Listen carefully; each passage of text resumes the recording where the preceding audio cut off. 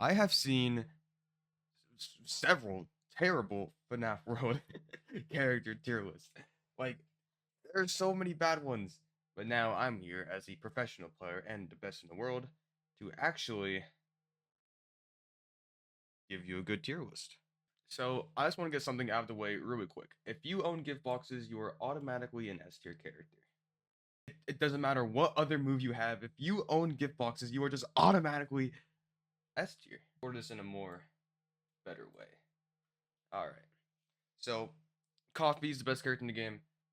Argue with me, you can't because it's true. Gift boxes, best move in the entire game. Mega Virus, super strong. Neon Wall 2 blocks out any attack. Like if you're having trouble with fourth wall, Neon Wall 2 just completely blocks it.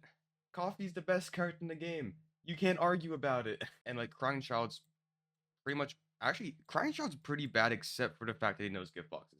If Crying Child didn't know gift boxes, he would be like down here. But gift boxes is so strong, it makes you an S tier.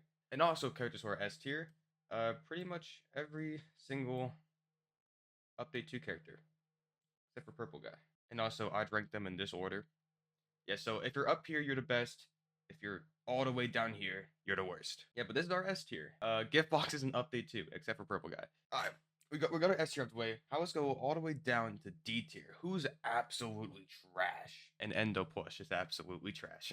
Yeah, Endo Plush, JJ, let's see, Wither Chica, no, Phantom Chica, Shadow Freddy, I forgot to put Auto Chipper. These are the bottom of the barrel, and I'd rank them like this. You might think to yourself, 3 of these characters have Unscrew.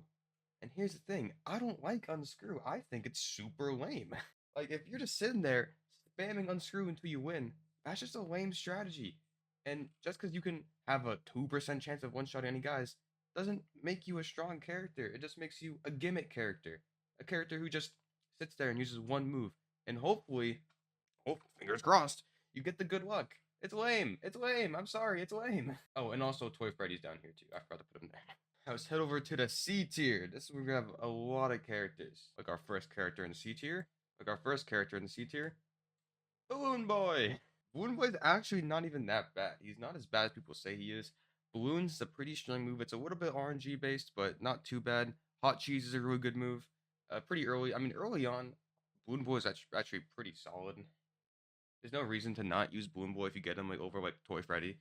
Like yeah, like, if you're in the first area and then you get Balloon Boy, just replace him with Toy Freddy. You'll be so much happier. Next up, we got Paper Pals. Paper Pals is pretty bad actually. Like Moot Ball is probably one of the worst moves in the game. Moot Ball sucks. Mystery Box is pretty good if you get good luck, but again, it's one of those luck-based characters, so it's not very reliable. But you can get like freaking S tier characters except for update 2. But you can get like Funtime Foxy and stuff with it, so it is really strong. But like it's not something you should rely on. It's like a last resort. If like your entire team's dying, you use Mystery Box. Speaking of Mystery Box, yeah, Phantom Mangle is pretty much the same thing with Mystery Box. He also has Pizza Wheel 2 and a Toxic Bite, which makes him actually a little bit better than Paper Pals, but not by a lot.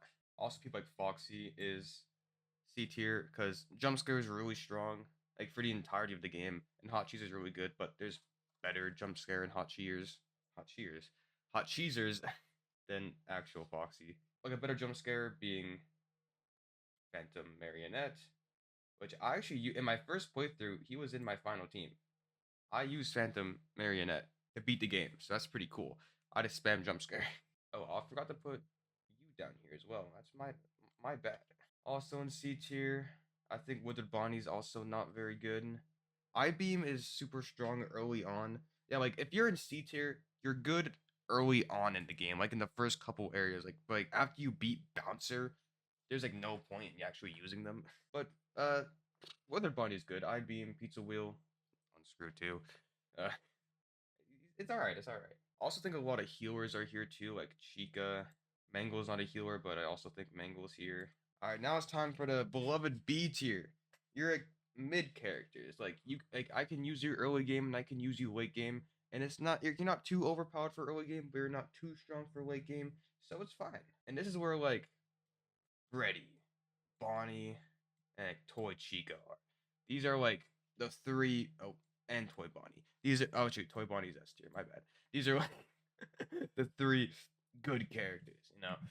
Like Freddy, you can use for the entirety of the game, like pretty much just for birthday actually, and that's the same with Toy Chica. But Toy Chica's a little bit better because of you can also heal plus birthday, which I like. Some of the beginning characters are really good, and of course, Toy Bonnie is the best character in the game. So like, you get pretty good stuff when you first start. Also, this is where I think Phantom Freddy is. Uh, as much as I want to put Phantom Freddy in like A or S tier, I really can't, mainly because curse status exists. The chip curse status. It kind of ruins the whole point of using Phantom Freddy. If curse status didn't exist, Phantom Freddy would probably be like A or S tier. And speaking of people who are A tier, Endos are really strong. Endo Army is one of the best moves in the game. The DPS is insane. If you have an Endo, use them. Same with Golden Freddy. Golden Freddy knows Haunting, which is a insanely strong move. Haunting is the main reason why RXQ is over Crying Child. And plus, Rainy Day 2 is the best debuffing move, and he knows Jump Scare. What? Golden Freddy's like perfect. There's no reason to not use. Actually, you know what? I'm putting Golden Freddy in S tier. He's just that good. But someone who isn't going in S tier is Plush Trap. Plush Trap is. I don't know. I never had a good experience using Plush Trap. I never encountered Plush Trap and said, you know what? I can't wait to use you on my team. It's never happened. He's mid. Plush Trap is mid. And we're almost done with B tier here because we have Marionette, which I actually really like Marionette. I really like using Prize Ball too. If I honestly Marionette's a character where if I get him, I use him because I really like Prize Ball 2. Speaking of Prize Ball 2, with the Chica's actually there. Is okay. I like using the puppet more because I think that they look cooler, but with the Chica is more useful because they also have Prize Ball 2, but healing with cupcakes. So okay, now we're getting into the nightmares. Ooh, the nightmares. Okay, so I think Nightmare Freddy is a solid A tier. And Fredo's is a really good move, but it kind of gets like useless if you get the Fredo Fury chip, which is like your only good move is Fredo's. Same with like Nightmare Fredbear. I think that's yeah. Same with Nightmare Fredbear. Like your only like insanely good move is like Fredo's, but you can just get Fredo Fury. But Nightmare Fredbear is a little bit better because Megabyte. Speaking of Megabyte, Fredbear. It's his only good move. Yeah, a lot of the nightmares are like they're kind of good, but they're kind of not. It's like they're in between A and B tier. Like Monica. Monica's like probably top of B. I mean, Pizza Wheel 2 is pretty good, but like I don't know if that justifies putting them in. We'll go bottom of A. Bottom of A. Yeah, Nightmare Chica doesn't quite make it into the A category. I'm sorry. Someone who is pretty good is Nightmare Foxy. Nightmare Foxy knows Hot Cheese 2, which is super good. But also Unscrew 2, which you know my feelings about that. And I can't remember his third move for the life of me. But someone who's just a better Nightmare Foxy is Withered Foxy. Because Withered Foxy also has Hot Cheese 2, being Nightmare Foxy's best move, but also Rainy Day, lowers the defense, and Hook, I think, which isn't that good actually. But Hot Cheese 2 puts you in A. Alright, final three characters. Let's see here. Big Nightmare. Nightmare is, I think just worse Nightmare Fredbear, actually. Then we have the two Spring Locks. What? Then we have the two Spring Locksers with Spring Bonnie and Spring Trap. Spring Trap, probably the best, like, damaging person on this list. Like, in the A tier. Like, I think Spring Trap is better than Purple Guy. Because, even though they're the same person. But, like, Slashers, that Slashers pretty much, I mean, actually, Hocus Pocus. I don't really remember what Purple Guy has, but I know he's pretty strong. I think he has Hocus Pocus, which can like randomize the enemies you're facing, which can be pretty good. And Slasher has a chance to just one-shot any boss. And also, Spring Bonnie is just pretty much just better Spring Trap. They're the same, just a little bit better. And this is the ultimate FNaF World Tier list. This is peak, okay? There's no other list that is more accurate than this one.